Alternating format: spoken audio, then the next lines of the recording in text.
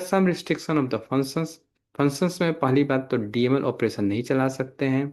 कहाँ चलाएंगे DML operations? हम परफॉर्म करेंगे डीएमएल ऑपरेशन प्रोसीजर में। तो फंक्शन का क्या काम है? फंक्शंस का काम है कि वैल्यू रिटर्न करता है।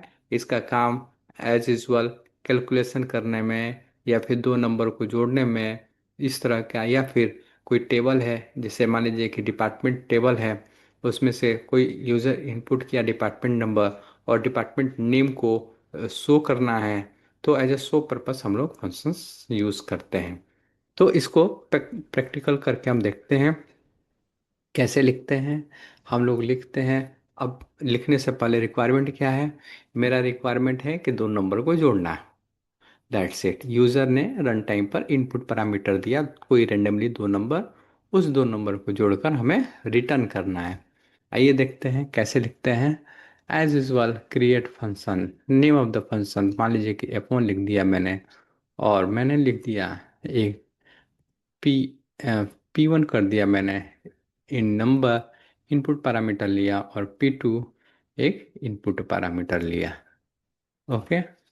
यहाँ पर सबसे मेनली हम लोग ध्यान देने वाली बात होती है कि जब P1 नंबर ले लिया और P2 नंबर ले लिया तो हमें रिटर्न क्या करना है। तो वो उसका डेटा टाइप यहीं पर असाइन कर देते हैं। अगर आपको लगता है कि वेयर कैट टू रिटर्न होगा तो वेयर कैट टू लिखते हैं। अगर आपको लगता है कि रिजल्ट में मुझे नंबर रिटर्न करना है तो नंबर लिखेंगे। बेसिकली अब आप बताइए कि P1 और P2 दोनों नंबर है, तो इसको जोड़ने के बाद क्या रिटर्न आएगा? एग्जैक्ट नंबर रिटर्न आएगा। तो हम लोग यहाँ पर रिटर्न करेंगे क्या? नंबर। M I right? और उसके बाद हम लोग लिखेंगे रिटर्न करने के बाद इज लिखते हैं, और उसके बाद बिगिन लिखते हैं। टेस्ट करने के लिए रिटर्न कर देंगे return, that is the keyword. Functions में कीवर्ड रिटर्न आएगा ही आएगा। रिटर्नल बिगिन इंड। इसको सबसे पहले चलाते हैं, यानी कि कंपाइल करते हैं। चलाने का मतलब कंपाइल करना होता है। फंक्शन क्रिएटेड हो गया। फंक्शन क्रिएट हो गया। अब इसमें कुछ मॉडिफाई करते हैं। हमें मॉडिफाई क्या करना है? मेरा रिक्वायरमेंट है कि जो दो इनपुट पैरामीटर हैं वो यूज़र, उस यूज़र के सामने मुझे इन दोनों का वो ऐड करके यूज़र को दिखाना है। तो ठीक है, रिटर्न नंबर इज़, इसके बाद मैं एक वेरिएबल ले लेता हूँ V1, जो कि नंबर डेटा टाइप का है। M I right? और मैंने क्या किया? V1 में स्टोर कर दिया। क्या स्टोर कर दिया? जो यूजर P1 पास करेगा, रन टाइम पर इनपुट पर पास करेगा, और क्या पास करेगा? P2।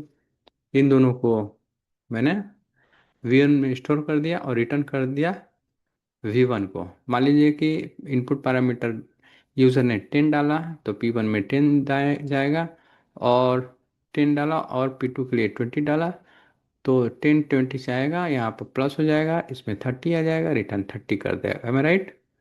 अब यहाँ पर क्रिएट और रिप्लेस करना पड़ेगा, क्योंकि मैं पहली बार आ, जो फंक्शंस है उसको मैंने क्रिएट किया था। कंपाइल करेंगे, फंक्शन क्रिएट हुआ। ये तो फंक्शंस कंपाइल तो हो गया, और इसको ऑब्जेक्ट ब्राउज़र में देखेंगे हम लोग कि ऑब्जेक्ट ब्राउज़र में आ रहा है कि नहीं, और इसको एग्जीक्यूट कैसे करेंगे आइए देखते हैं। It's a very simple thing execute करने के लिए।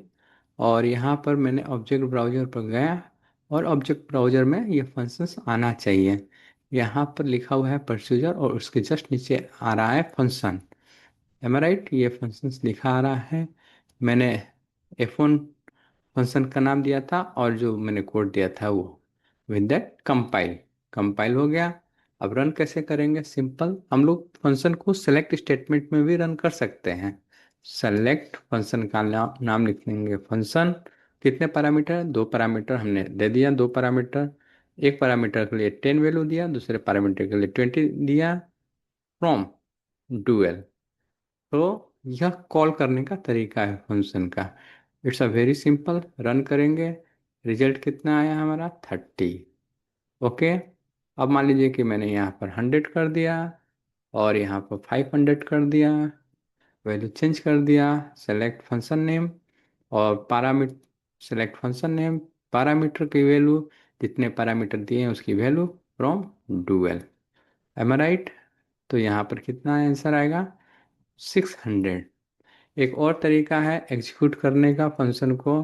बिग डिक्लेयर लिखेंगे, डिक्लेयर लिखेंगे, बिगिन लिखेंगे और यहाँ पर इंड लिख देंगे। तो डिक्लेयर में मैंने एक वेरिएबल ले लिया, मान लीजिए कि V1 V2 ले लिया। मैंने एक वेरिएबल जो कि नंबर टाइप का है और मैंने V2 में डाल दिया और यहाँ पर लिखा मैंने एग्जीक्यूट, एग्जीक्यूट फंक्शन का नाम F1 और 100 और उसका 500। देखते हैं ये चलता है कि नहीं। यहाँ पर एरर आ रहा है, यहाँ पर ऐसे होगा एग्जीक्यूट ओ, ओ डिक्लेयर V2। ओहो, यहाँ पर ओ हो गया, 00 देना था, वैल्यू नंबर देना था। जी हाँ, ये चल गया। अब मुझे क्या करना है कि रिटर्न कर दिया है और ये वैल्यू आ गई। अब वैल्यू आ गई तो मैं DBMS output dot put underscore line से क्या करूँगा, VN की वैल्यू आउटपुट में, सॉरी V2 की वैल्यू आउटपुट में देख लूँगा। M I right? और ये दिखा दिया आपका 600। तो दो तरीके हैं आपको एग्जीक्यूट करने के लिए। पहला तरीका या तो सेलेक्ट स्टेटमेंट से एग्जीक्यूट कर लेंगे या फिर दूसरा तरीका वेरिएबल लेंगे, इस वेरिएबल में ये जो फंक्शन है, जो वैल्यू देंगे फंक्शंस का, वो सारे सारे वेरिएबल में स्टोर हो जाएगा, DBA में से हम लोग देख लेंगे। तो